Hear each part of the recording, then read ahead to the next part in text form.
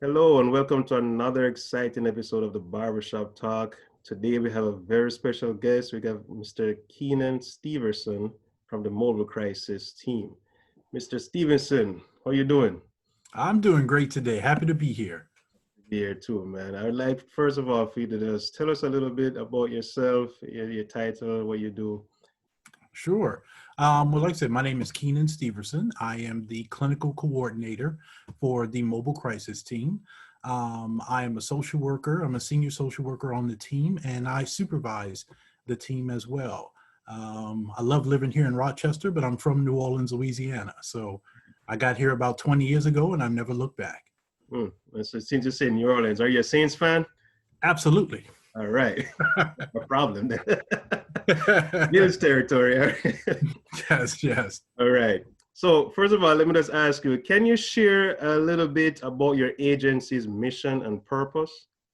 Sure. So the mission and purpose of the mobile crisis team is to help people in the community who may be going through a mental health crisis. Okay. And so what our team does is we will come out to wherever someone is in Monroe County to help them deal with the crisis, whether they're in their home, whether it's at school, whether it's at the job, or whether it's just in the parking lot, or if folks are homeless and they live under the bridge, then if that's where you are when you're having your crisis, then we will go under the bridge. That's part of us being mobile, is folks don't have to come into the office or come to the doctor's office or come to the hospital. We will come to you. Okay. All right. That's very good. So you meet them wherever they are. Absolutely. That's one of the things with social work. One of the phrases we always use is start where the client is. And Right. we take it literally. Okay. We'll start wherever you are. Well, that's pretty cool, man. All right. So what services does your agency provide, and who is eligible for these services? So anyone is eligible for the service. If your feet are in Monroe County, then we are able to come and see you. Our therapists can't cross county lines. So if you're living in another county, but your feet are in Monroe County, we can come and see you. It's not a problem. And the types of services that we offer crisis intervention. We offer interim therapy for folks who need it. We offer connection services to mental health services in the city. In the county. We also have a psychiatrist for individuals who may need medications prescribed on the spot. It's normally, if someone needs psychiatric medications, they have to get a referral to a therapist. Then they have to see the therapist 3 or 4 times before they end up seeing the psychiatrist. Now that may take 2 months, sometimes 3 months before they're actually able to see a doctor. Right. With the doctor that we have, if we interview you and he interviews you and he determines it's appropriate, he will prescribe medications that day instead of somebody having to wait 2 or 3 months before they actually see a doctor. Well, that's very good, man. That's very good. Meeting the patients where they are, that's good. So what about people who struggle to afford healthcare or don't have health insurance? How does that work? How you guys help them? Well, we see everyone regardless of whether they have insurance or not. So if someone doesn't have insurance, part of our job is to help them get insurance. We do whatever we can to help keep the individual or the family out of a crisis. Okay. Because our belief is that if we can keep folks out of crisis, they'll never end up at the hospital. They'll never end up in the psych department. Right. And for us, that's a win. So we will see people, whether they have insurance or not. We have interpreters who will come out with us in the community. So even if someone doesn't speak English, we will still have an interpreter come with us to help out. We will see folks whether you are an American citizen or not. We have no connections with INS or anything else. We don't ask if you're a citizen. We just ask, how you doing? If you're a person in need, we'll come see you.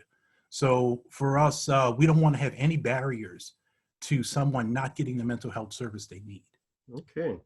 So with all this service, is it private, confidential to clients? Absolutely. Everything we do is private. Everything we do is confidential. It's the same level of confidentiality that you have with your primary care physician. Okay. So anything you discuss with your doctor is absolutely private and they can't share it. It's the exact same for us. What we discuss is private and we can't share it. There are only 2 times when that's not true, is if the person is going to harm themselves, and we think that they're going to legitimately harm themselves, and we have to take steps to prevent that, or Right. if we think they're going to legitimately harm someone else, we certainly have to take steps to prevent that. And the third, of course, child abuse. If we find out about child abuse, we are required by law to make a report to CPS. Right. But other than those three things, everything else we discuss is confidential. Okay. So let's say we need someone from the mobile crisis team to come and we call. What can we expect if we call for help, and who do I make a referral? How do I do it? Sure. Our phone number is 529 Mm-hmm. 3721.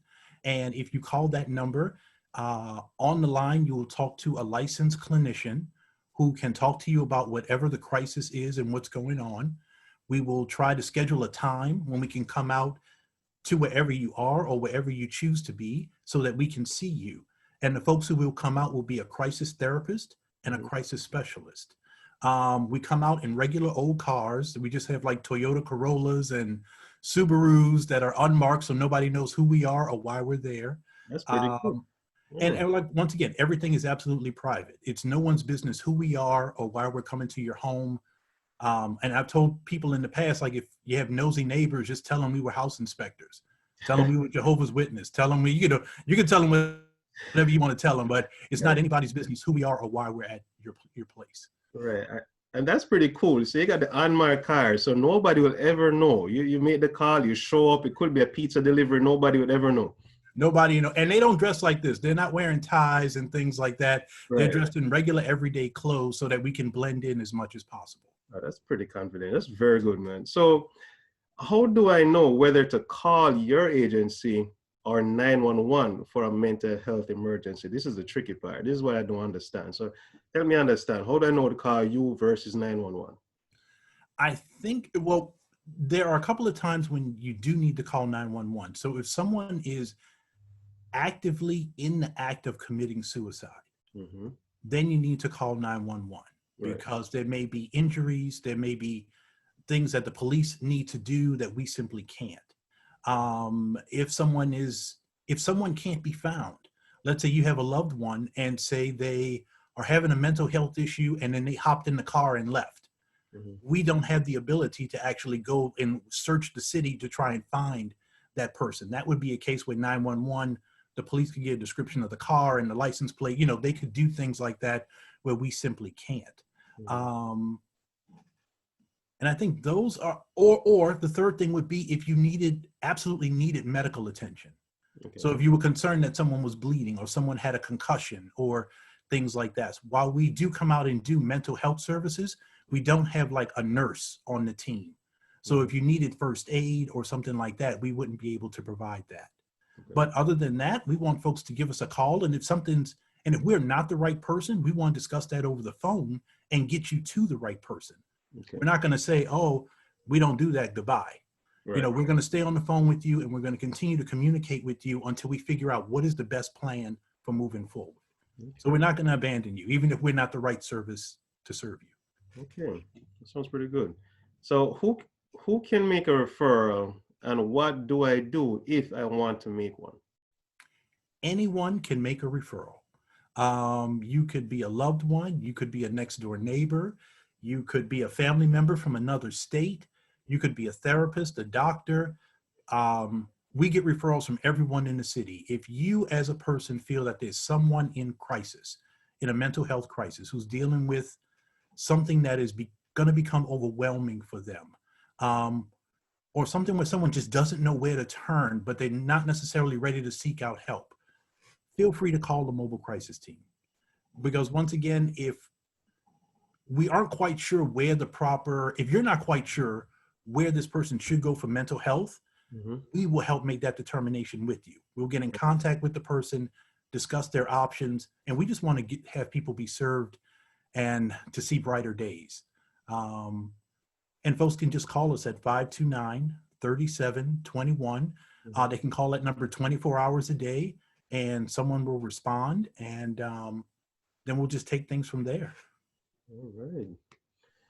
Okay, Mr. Keenan, I must say this is very informative, man. I've learned so much since through this very short interview. I know mobile crisis already existed, but you're giving me a more in-depth scope of what you guys do. I'm definitely going to share this with the community so we can utilize you as much as we can when we see people who are in need of help with mental illness. Um, we're going to wrap it up right here, everyone. Again, this is another segment of the Barbershop Talk at REOC. Every second Tuesday of the month, you're going to have a very short interview with different agencies throughout the city, touching topics and not only gender specific to males, but in this pandemic we're going through, we are here for everyone. We know it's a tough time we are in right now. So we're just going to make it general as possible. Everyone can benefit from this. We're in this together. Tough times are here, but we will get through it. Mr. Keenan, Steverson, thank you so much for being a part of this interview.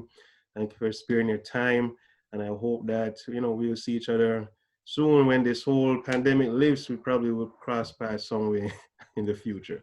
I look forward to it. And if I can be of any service to anybody who's hearing this, once again, our number is 529-3721. Just give us a call. We would absolutely love to hear from you. All right. All right. Thank you very much. And until next time, everyone, take care. Be safe. All right.